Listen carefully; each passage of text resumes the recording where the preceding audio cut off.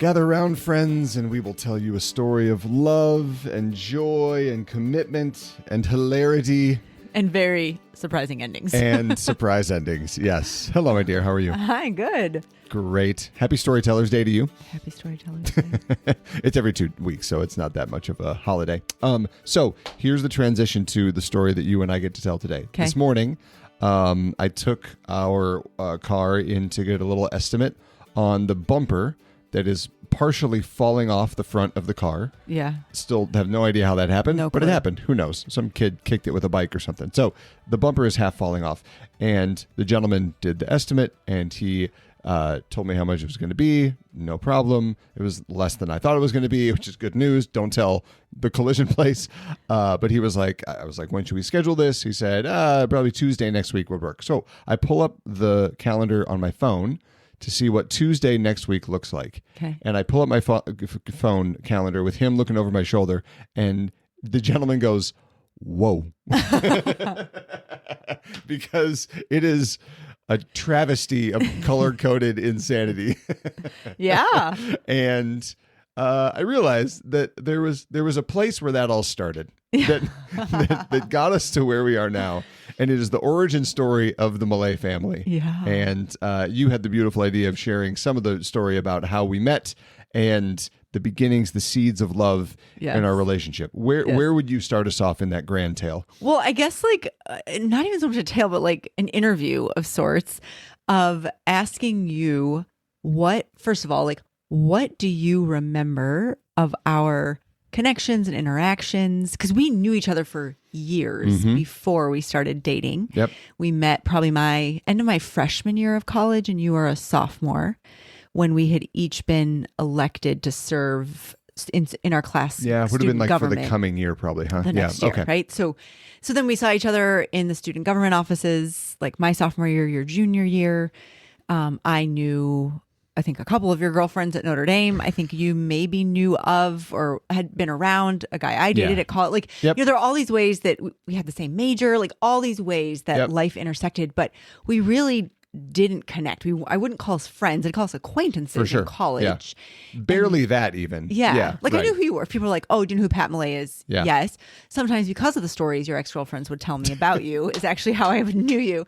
Oh, but I'm that curious, guy. at that point, let's say coming out of college, what was your impression? What story did you have about Kenna Brewer at that point? That's right. It's weird to say that. Yeah. At that point. So little.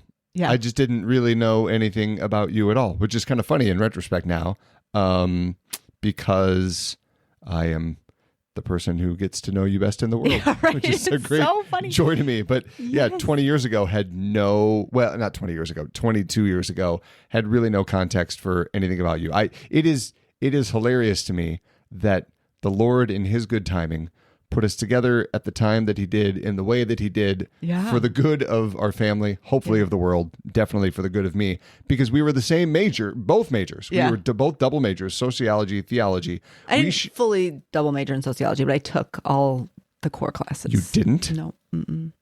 Lies. Theology and art history. I'm just kidding. Art history. That's right. Okay. So it is hysterical that we didn't have any of it. And these are not big classes. By the time you get to junior, senior year, these are small little intimate seminars, right? Yeah. It's hilarious that we were never in one of these little classes together and actually got to spend time together. I remember seeing you in the pro seminar for theology that we had. That is what do you do with a theology major? Right. Given only to the liberal arts majors, by the way. It's a class you have to take so that when you go home for Christmas, you can tell your parents what the hey you're going to do with this degree later on. That is such a great point I've never thought of. No. I guarantee you, they don't electrical give it to the engineers, pre-med. Yeah. They never had a pro seminar. No. We're what do you do with chemical engineering? Yeah. No, they know. They know what's up. You make a lot of money. That's what you do. Yeah. Yes. The theology majors, they had to try to help us talk to our family. Yes. So I remember seeing you in that class, but that was bigger. That was probably 60, 70 people, something like that. Yeah. So,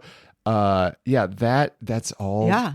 So then you graduate, a vacuum, and you graduate from undergrad, and you stay on at Notre Dame for another 2 years to do this newly launched program, this pilot of a graduate degree mixed with parish ministry, now known as ECHO. And then I come the second year, and so my first like big memory was, I mean, the program was so small, 13 in your cohort, 13 in my cohort, so 26 in the program as I'm coming in, and I remember going to a St. Patrick's Day party, and it had been right when I was accepted into the program. Oh, that's right. And walking in, and you were like, hey, like you knew, I think you guys had been told like who was coming, and it's just such a small pond that we were all. It was made public at that point. And so you're like, hey, and I was like, oh my gosh, I'm going to be that guy's classmate. Like I was like this like wildly extroverted, very gregarious, life of the party guy. I was like, cool, man. At St. Patrick's Day too. Yeah. So I was rare form. Yes, let's correct. call it. Yeah, I was highly energetic that night, I would say. And so then we just like got to know each other during your 2 years of grad school. Yep. And we, again, 26 people in the whole program. And so hanging out, doing different things. Yep. Okay, so here are the things that I really remember.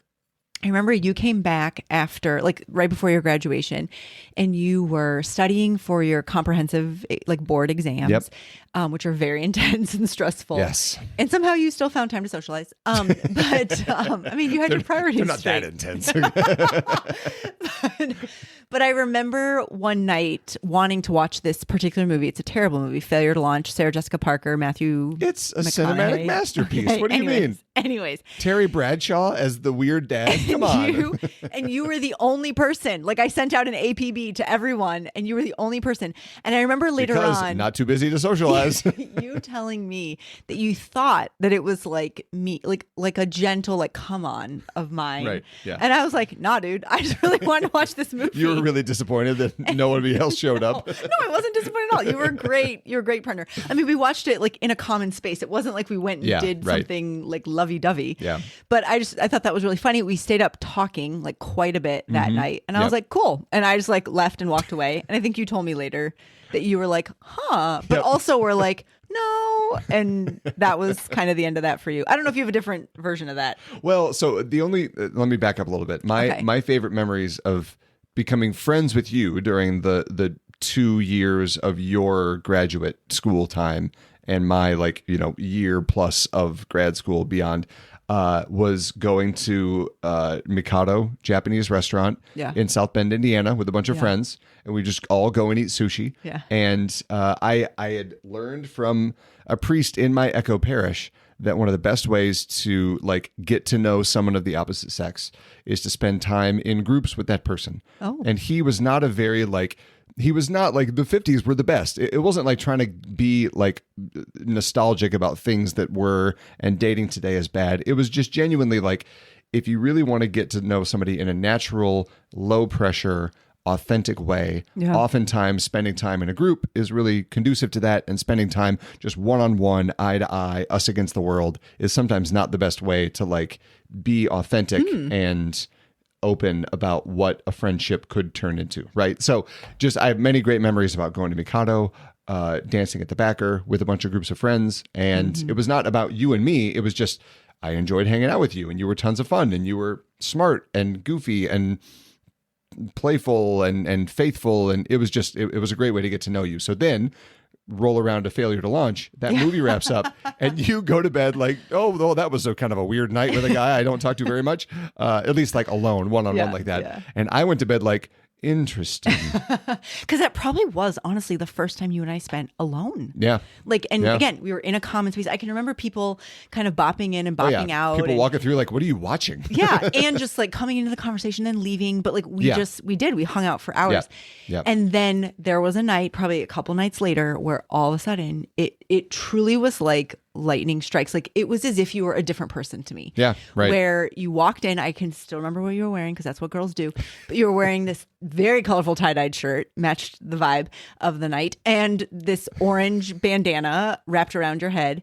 And all of a sudden, and you jumped in. One of a kind. And you acted like Spider-Man, and you were climbing the walls. And we were all in the hallway waiting for like the girls who maybe took a little longer to get ready. And that was the moment where you were like, that will be the father of my children. For whatever reason. Like, Truly. And from that moment forward, I was like, yep, can't think of anything else. Can't see him as a friend anymore. Like, I knew what I was doing all along. I put on that bandana and said, this is a lady killer. This right here. This is the look. Was it the eyebrow piercing? Was it the very colorful tie-dye? Like, who knows? It was a whole vibe. It was head to toe, the whole thing. Yeah.